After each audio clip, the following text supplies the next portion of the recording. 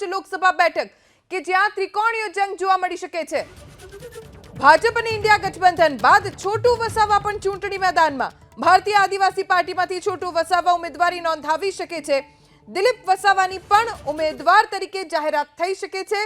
આજે press conference કરીને જાહેરાત કરવામાં આવશે। તો ભારતીય આદિવાસી પાર્ટી છોટુ વસાવા ઉમેદવારી કરી શકે છે।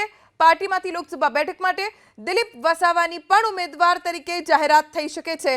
આજે પ્રેસ કોન્ફરન્સ કરીને આ મુદ્દે જાહેરાત કરવામાં આવશે। પણ ભરૂચ લોકસભા બેઠક જ્યાં ચૂંટણી વધુ રોચક બની શકે છે, કેમ કે ભારતીય જનતા પાર્ટીએ અહીંયા પોતાના ઉમેદવાર જાહેર કરી દીધા છે મનસુખ વસાવાને, તો બીજી તરફ ઇન્ડિયા ગઠબંધન તરફથી પણ ઉમેદવાર જાહેર કરાયા છે ચૈતર વસાવાને। હવે ભારતીય આદિવાસી પાર્ટીમાંથી છોટુ વસાવા પણ ઉમેદવારી કરી શકે છે અને સૌ કોઈ જાણે છે કે છોટુ વસાવાના પુત્ર મહેશ વસાવા એ ભારતીય જનતા પાર્ટીમાં જોડાઈ ચૂક્યા છે।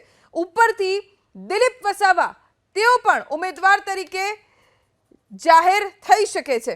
આજે પ્રેસ કોન્ફરન્સ કરીને જાહેરાત કરવામાં આવે છે। ભાજપ અને ઇન્ડિયા ગઠબંધન બાદ છોટુ વસાવા પણ ભરૂચ લોકસભા બેઠકમાં મેદાનમાં આવ્યા છે।